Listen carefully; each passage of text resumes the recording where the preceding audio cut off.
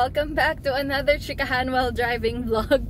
Nalimutan ko, sabi ko mag-vlog nga pala ako today. But I'm almost near my school. So sabi ko, start ko na yung vlog. So in today's video, I wanna share the benefits or the advantages of getting your first property in the province. So, sa Cavite City pa ako nakakuha ng bahay. If you haven't watched or you're new to my channel, you can browse through my page, my YouTube account, mostly about investing, money matters, financial advices, ano pa ba, living alone, diaries, yan yung pinopost ko na content on my YouTube channel. So, you can check kung ano ba yung mga iba pang na-miss nyo na contents. So, for today's video, yun nga, pag-uusapan natin ano ang benefits ng pagkuha ng bahay sa probinsya. Bakit ko ba gagawin tong content na to? I think it's kind of similar to the other contents that I created. Kasi, nagbabalak na akong magkaroon ng property too. So, finally, malapit nang matapos tong kotse ko. So, pwede na akong mag-invest sa panibagong property. So, yung second property ko, last year ko pa to pinag-iisipan. Pero, hindi nangyari because of law school. Kailangan ko mag-adjust. Now that I think I adjusted well enough with school and work, being a working student, mas na-manage ko na siya. So, sabi ko, baka okay na. So, nagtitingin-tingin na ako ng second property and sa probinsya ulit. So, bakit ba mas okay kumuha ng property sa probinsya? Well, number one, napakatipid po. Alam naman natin na wala ka na halos mabibiling property sa Manila. Kung meron man, ang kakayanin siguro ng budget mo, yung mga pre-selling na condo.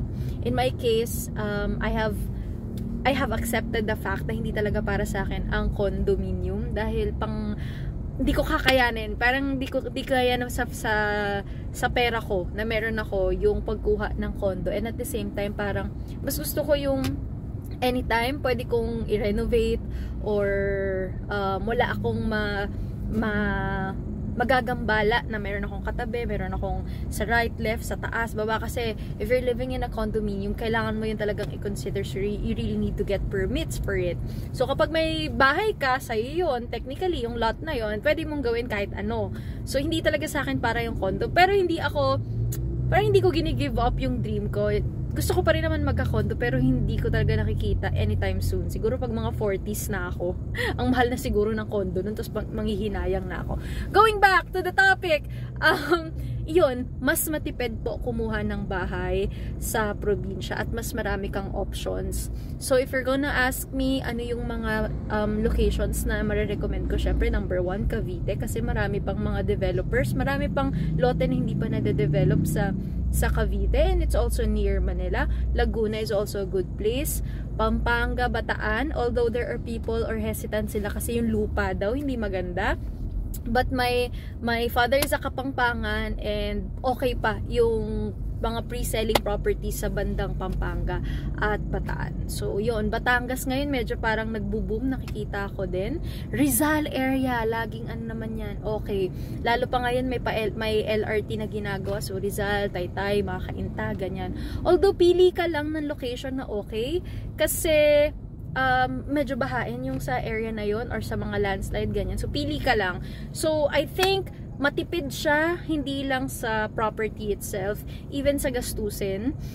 Kinukumpara ko yung, so, dun sa mga bago sa channel ko, fully na akong naglumipat ng Cavite. I just go to Pasig or Ortigas to visit my parents, or kung may meetings ako na kailangan kong i-fulfill, doon ako umuwi. But I really stay in Cavite for good.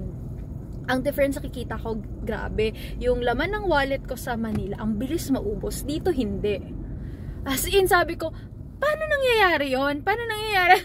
Ang galing lang. Wala ditong bayad ang parking. I'm just getting my notes ha, kasi yun. So, sabi ko, ang ganda na dito ako nakakuha ng bahay kasi yung mga benefits na yun, damang-dama ko. For someone who stayed in Manila for half of her life, tas ngayon parang nag-decide na ako fully dito. Iba talaga yung difference, and sobrang thankful ako na dito yung nakuha akong place. Second, hindi ko sinasabing walang pollution dito, ganyan. But in my area, sobrang yung tahimik, and dahil probinsya yung area ko, hindi ako dun sa malapit sa mga Bacoor area. Malayo yung property na nakuha ko. So, mas tahimik. I would say, kung nandun ka na sa area ko, hindi masyadong maraming tao, hindi siya matao, yung parang pagising mo, amoy na probinsya talaga. Sa totoo lang, minsan kapag nagsistay ako sa parents ko, when I visit our place in Manila, pag punta ko, kunyari, nagstay ako dun for 3 to 4 days, ganyan. Pagpunta ko ng Cavite, pagbukas ko pa lang ng kotse, parang ramdam, amoy na yung probinsya feels, yung ganon. So yeah, mas tahimik, mas malayo ka dun sa kabihasnan na, although we are near the mall naman, no? Pero iba pa din. Third, mas may options ka, and kapag kumuha ka ng bahay sa probinsya, nag-a-appreciate naman din yung value niya. The last time I checked my property, ang in-increase niya na is 2.5M. In a span of, well, sabi nila masyadong conservative or matagal. Kasi after 3 to 4 years ay nagka-pandemic pa. So, tumaas na, nag-appreciate na siya. At ako sobrang saya ko na doon kasi ilang years na ba ako nagmo-mortgage, and di ko inakala na yung decision ko to get my first property in Cavite is worth it pala. Kasi lagi sang sinasabi nung mentor ko, okay lang yan kung di mo nagustuhan, pwede mo naman siyang ibenta. And then I realized, tama nga naman, kung di ko nga siya nagustuhan, pwede ko naman siyang ibenta. But I'm really thankful and happy that I made that decision, kasi parang di ako nagsisi na dito kumuha ng bahay. And then fourth, may listahan kasi ako dito. Fourth, kapag kumuha ka ng bahay sa probinsya, parang you're also lessening the population or traffic ng mga nasa Manila. Yun yung parang hindi naman sa deal breaker whenever I think about me staying for good in Cavite, na parang yung traffic, yung hassle.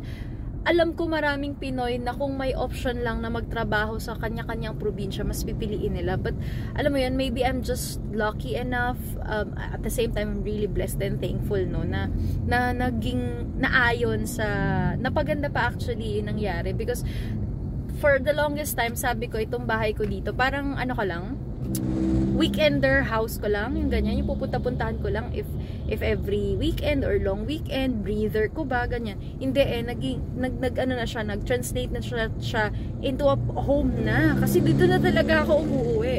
So, yun, iba yung feeling na pag nandito ka, compare nung nasa Manila ka, parang every time na iniisip ko siya, ang daming Pinoy na gustong magstay na lang sa probinsya nila kasi ang daming benefits of staying in the province. Although, some people would say na ang Cavite naman malapit. Ang layo ko kasi. Sa totoo lang po, yung bahay ko is 15 minutes away from Tagaytay. So, hindi siya yung Cavite na bungad. Malayo siya. Probinsya vibes talaga siya. So, yung paglabas mo pa lang, talaga amoy na amoy mo lang yung probinsya. Pero kung nandun ka sa may bandang mga Bacoor or Kawit, yung mga, ayun, medyo na talaga yon, modern na talaga yung mga adult, pero sa place ko hindi. So imagine having that chance na malayo ka sa masyadong mga traffic, and at the same time parang staying in my place now gives me more headspace. Yung mental health ko talaga mas naayos. Oh my God, should I include that in the video?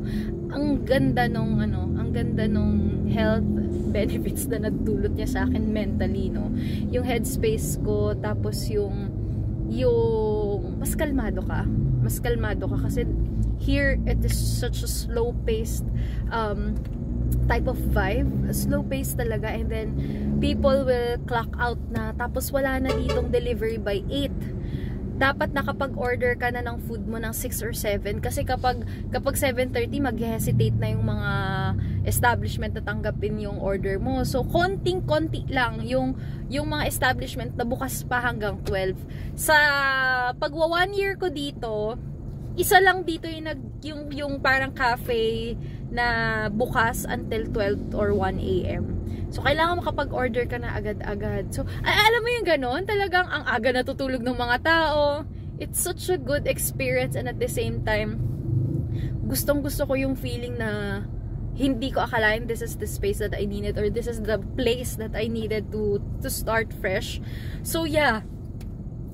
And kung kayo ay nagbabalak din na kumuha ng bahay, i-consider nyo talaga yung i-consider nyo yung place. Hindi naman ako binabaha. Good thing. Kahit pa dun sa daan, malayo sa akin yung tubig. Pero there are places talaga na binaba. Kunyari, galing kang nasa Cavite ka, gusto mong umuwi ng Manila. Di ka talaga makauwi ng Manila because sa Bacoor pa lang or Imus, bahana. Pero I mean, if this is my place, hindi pa naman ako masyadong malapit sa baha. So, alam mo yung parang yung guarantee na kung kukuha kayo ng place, take that into consideration. Ako kasi talagang chinek ko talaga yan, pinagtanong-tanong ko, pinag-research ko yan nung bago ako bumili. Kasi, even though probinsya to, at sabihin natin hindi gaanong polluted, ganyan. Alam mo yung feeling kasi na kapag binaha ka, ang dami pa rin mga places sa provinces na because of the location or yung lupa kung saan kinatitirikan ng bahay, may mga ganun eh.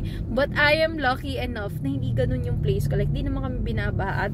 At kahit na lumabas kami, normal pa rin naman. Normal pa rin. Never kong pang na-experience na ito yung location ko, tas yung nearby na mga cities, binaha. Ang layo ko pa dun sa mga sa Dasma, hindi naman masyadong binaba, but there are areas eh.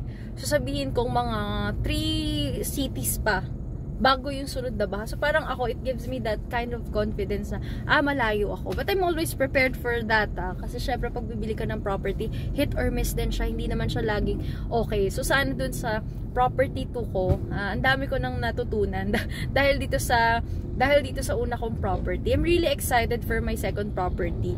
Although, hindi ko pa alam saan yung exact location. Kasi, originally, I wanted Bataan sana. Kasi, andun yung mga kamag-anak ng tatay ko. At marami sa amin nag-o-offer doon ng ibenta yung properties na clean title. Pero I'm also considering Rizal, ganyan, kasi para malapit dun sa parents ko. Kasi kung manggagaling akong Cavite, papunta dun sa parents ko, ay malayo talaga. So, iniisip ko yung Rizal, ganyan, para madali ding puntahan, ganyan. So, for my second property, it's gonna be an investment property. And, syempre, I'm in law school, and ang hirap din talaga maging working student. Kinakaya ko lang siya, and ayun, in God's grace, nabigay talaga sa akin yung wini-wish ko na type of setup na kailangan ko for law school. So, I'm just really, really thankful. Parang itong buong journey, humbling experience, lagi sinasabi ng boyfriend ko, ay nako, ang law school, it will humble you. Totoo, sobrang totoo. Kasi, ang hirap niyang i-juggle with a lot of things. But, as a working law student, I also realized na I kind of need to be smart then with my move kasi medyo tumatanda na rin ako. That's why in my second property, magiging investment property yun. So, I'm thinking of, well, ang dami ko ng mga pegs, mga mood boards for that. So, either apartment siya or parang mini resort, ganyan. That's what I'm thinking. So, syempre, i-vlog ko naman yung journey ko doon. Nag-start naman tong channel ko because my first content was about owning your first property. Yun yung first kong content eh. So yun, thankful ako. So, yeah, I'm almost near my school. So, pwede ko lang i-end yung video. So, yun, doon sa mga taong malapit nang magpasko. So, magkakaroon kayong 13-month. Itabi nyo na yan, pang down payment tuloy, pang reservation fee nyo. Na, yung nag-reserve ako for my house, 15,000 eh. Originally, ang reservation fee is 20k or 25 pero naka-promo daw. So, 15k lang yung ni-reserve ko. Pag nag-reserve ka kasi, nanghihinayang ako, 15,000. Yun, tinuloy ko na talaga. So, yeah, look for a place na iba-iba kasi tayo eh. Okay din naman maghanap ng condo kasi yun yung mas patok ngayon eh sa mga millennial eh.